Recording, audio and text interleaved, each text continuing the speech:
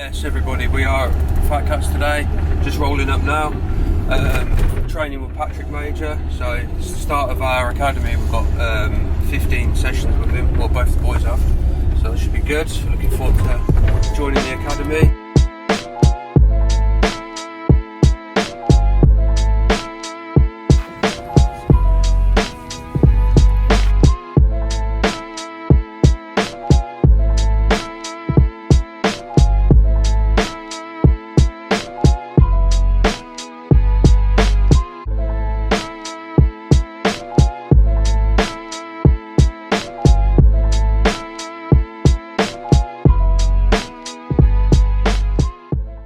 That right hander up there, I'm seeing a lot of people coming into the middle line. What does that do to the corner? Does it make it tighter or wider? Shout up. Tighter, yeah, it makes it tighter. And if it's tighter, can we carry as much speed through it? So tight corners, we can't carry as much speed as we can on flowing wide corners. The difference is you're actually covering the same amount of ground, so there's no need to make that tight. If you're going to pick the outside, start where it starts and rail it all the way through. Okay? Cool. Let's get going. Yeah?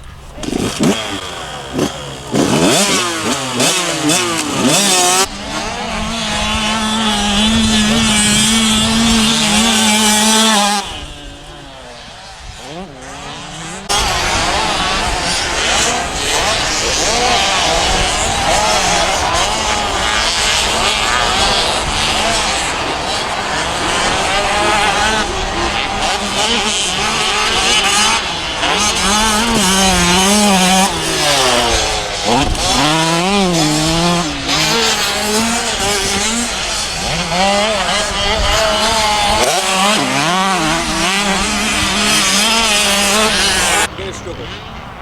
So make sure you're riding with full. Where's Dayton? Dayton, I'm talking to you as well on this one, because your technique and form recently have just gone off the face of the cliff. Get back, stop being lazy, get standing up on your bike and holding that good strong position again. Okay? So everyone who knows how to get their technique right, focus on it. Second thing, open the corners up. Don't be coming in tight into them. Open the track up, start wide so you've got all your options available and you can keep momentum through.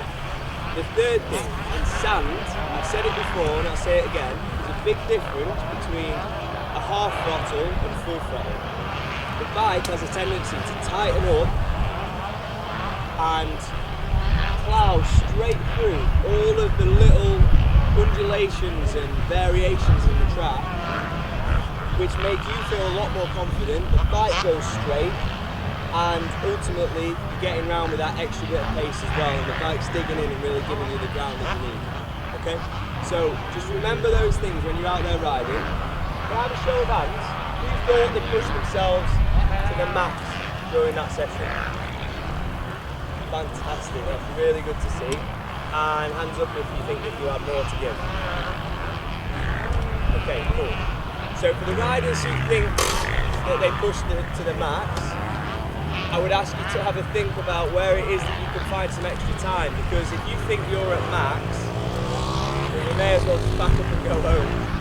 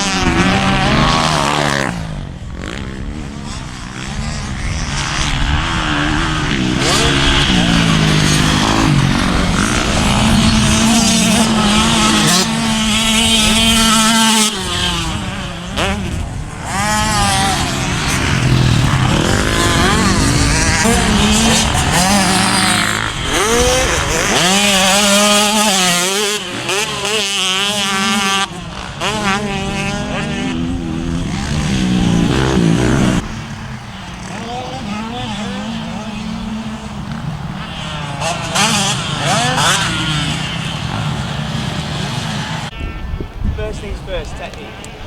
Now, a lot of people overlook technique.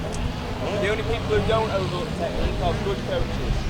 Good coaches focus on technique intently and tend to get that right before they move on to speed. The problem is, most people want to go fast before they've got the basics right. And you can do that. You can go fast without good technique. There's a lot of people who do. But you're limited on how far you can go. Because you go faster by overcoming fear. It's as simple as that. But you're not basing it on skill. And when you're scared, do you tend to get tight or looser? Tight. And when are your reaction times fastest? When you're tight or when you're loose? When you're loose. So it makes sense that you're going to hit a wall, and how fast you're able to go. And the problem is, once you've pushed really hard and you've got used to going fast, it's really difficult to slow yourself down then. You don't want to slow down. And then that's why so many riders come training and they want to just go fast, and they get really upset when the coach turns around and says, slow down, get the technique right first. Now, if I could do this session now, talk to you all about how to stand on the bike, then you all go away and spend 2 sessions of every day that you go out practicing riding slow, focusing just on one of those techniques each time, then we wouldn't need to do them on training days. But people don't do that. People go away and then they just go and ride and enjoy themselves and then come back for a coaching day to do this instead, which keeps me in business. But the point is, you guys should be taking this away, and then when you can coach it, we can do more of the advanced stuff. Okay? And for the riders who are good at this already, it's still important to revisit. I went through phases, and every top rider goes through phases. You see from year to year, they're riding with different form, different technique. They look different every year, and that's because they bring a focus back to their form again. So one year a rider might be riding with their feet on the pegs a lot, another year they might have their feet out everywhere. And you guarantee the year that they're riding with their feet on the pegs, they'll be doing better results than they've ever done. And then the next year they're riding with their feet off everywhere and they're doing terrible results. And there's just general basics of riding a bike, so important.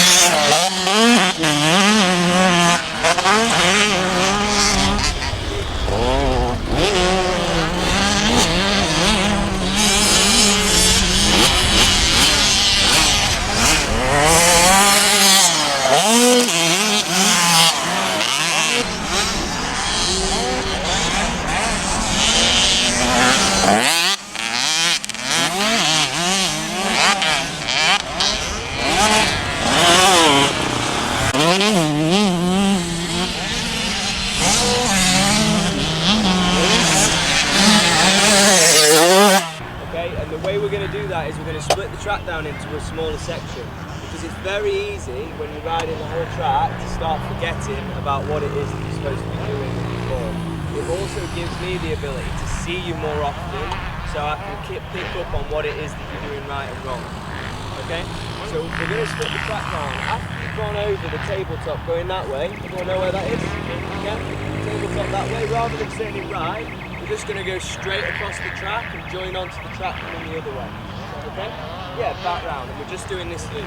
Now the rule is down that tabletop, this corner, through this section, left-hander, right-hander, all the way down there, up to the last jump. We have to stand up all that time. We only sit down when you've got over that jump. You can sit down on the cut-off, turn in, and get back onto the track. Is that okay? Yeah? So I'm looking for perfect form from everybody. And I just want one rider. So Lucas, everyone can agree he's a good rider, can't you? Yeah? Lucas, technique, how much of a big deal is it? Massive deal. Massive deal, technique. How long did we spend with technique? 3 years? 3 years. One-to-ones actually, pretty much. Just 3 years. We literally, every session, I think the first 5 or 6 sessions, every single session, all we do is teach him how to stand properly on his bike. And do we still revisit it today? Yeah. Still little things creep in, toes sticking out, feet getting dragged off ruts, and we still need to keep on working on those as well. Okay? Right, you guys get going. Lucas, just want to speak to you a sec. Is that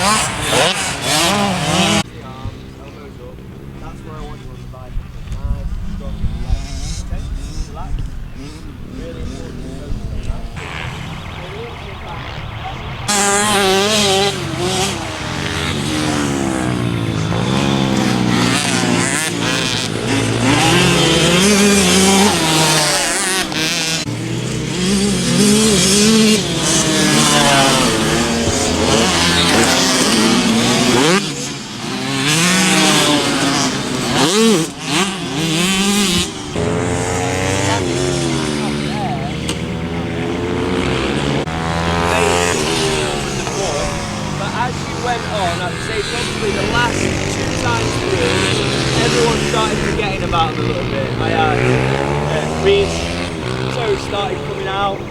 I had who else was Will was starting to drop his knees again at the beginning. He was really tall, keeping them up. So it's just a lack of focus. As you go on, you just start to lose that focus. So keep looking at me, guys. Keep looking at me. Ignore what they're doing. So we're going to go out, we're going to do another 5 laps, and after that we're going to be moving into some speed training in the next session out. For now, we still need to be focusing like crazy on the technique. Yep. We're still doing the same cut-off? Same cut-off on the track, yeah. We're going to be doing that next time, so we're nearly finished. We're finishing, in fact, we'll do 2 more times through with gun ball, and then we're going to have to pull off and need to get the adults out, okay?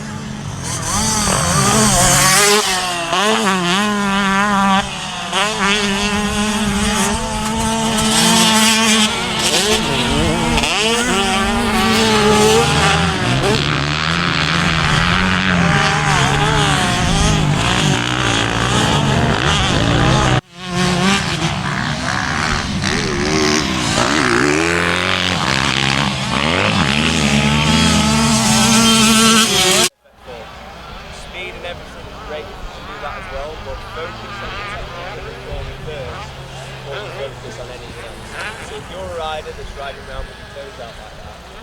You're a rider who's landed into that section and sitting down. You're a rider who is riding behind the handlebars, not in the handlebars. Listen up, take some advice, give yourself some space and focus on getting it right. You want to be standing up all the way around here, remember, think about standing up down here, over there, down there, down here, over this. Standing up the whole section. So you can still carry pretty good speed when you do it as well. But right, so I'm going to say how to do this now separate. So one technique, how to get this right, it's a separate thing altogether. Okay, so for riders who struggle with it.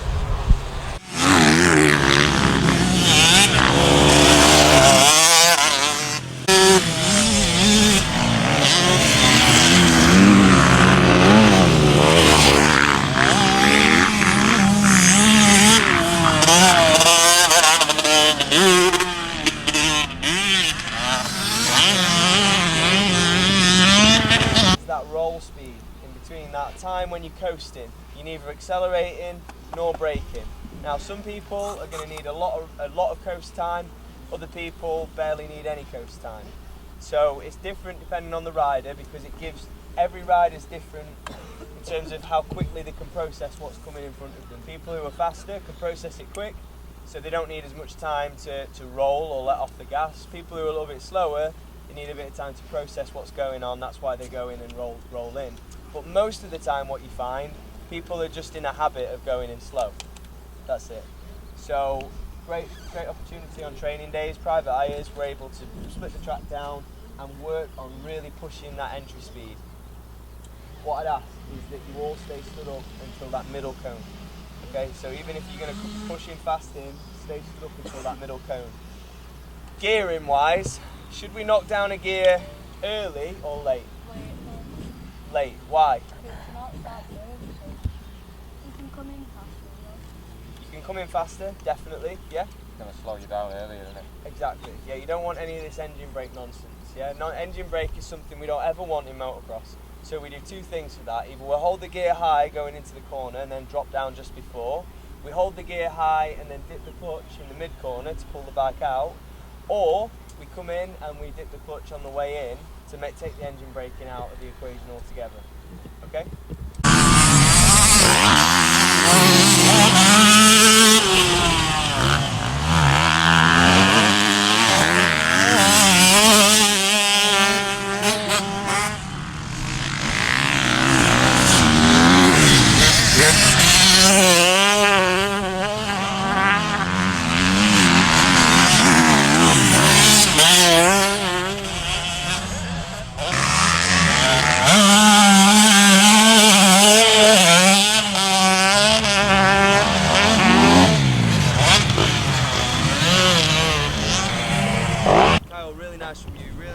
Ryan.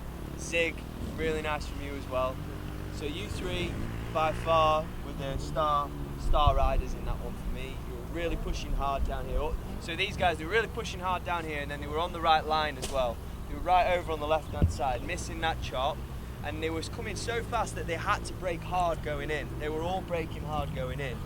And they were all standing up as well, standing up right up until that cone, which was really good to see.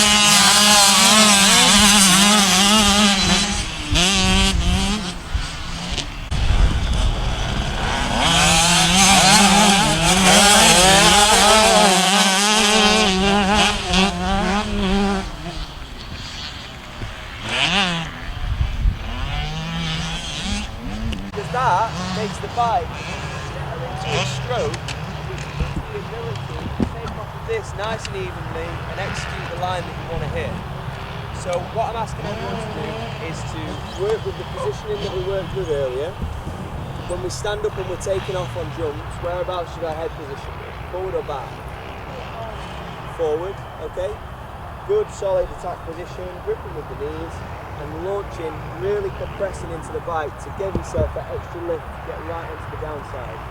Through that left-hander, after that I want you to all stand up doing the technique that we worked on earlier, riding through the legs and gripping with the knees. And that's it. This is going to be our last session. We're only doing 15 minutes in this one. So I'm not going to stop you too often, but I do want to see good effort and proper concentration from everybody. Yeah? Yeah, cut off.